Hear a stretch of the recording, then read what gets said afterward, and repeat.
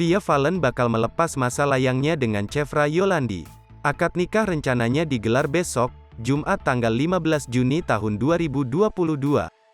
Meski sudah mempersiapkan pernikahan secara matang, rupanya Via Valen masih diliputi perasaan canggung.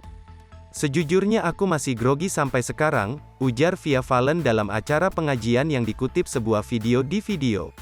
Meski demikian, besar harapan Via Valen rumah tangganya dengan Chevra Yolandi menjadi sakinah, mawadah, warahmah, dan dikaruniai putra dan putri yang saleh dan salehah, serta selalu dalam lindungan Allah SWT, sambungnya. Lepas daripada itu, Via Valen menyanggah anggapan kalau pernikahannya dengan Chevra terburu-buru. Meski mulai berpacaran di tahun 2021, Via Valen mengaku telah melalui proses panjang sebelum mengambil keputusan tersebut. "Lumayan panjang, prosesnya. 2 tahun, kata Via Valen.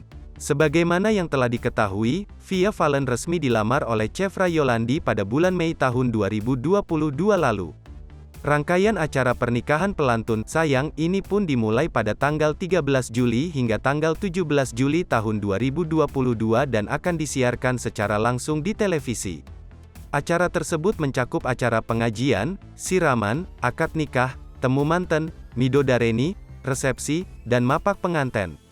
Dalam acara pengajian Via Valen jelang pernikahan, sang pedangdut mengaku merasa deg-degan dan grogi.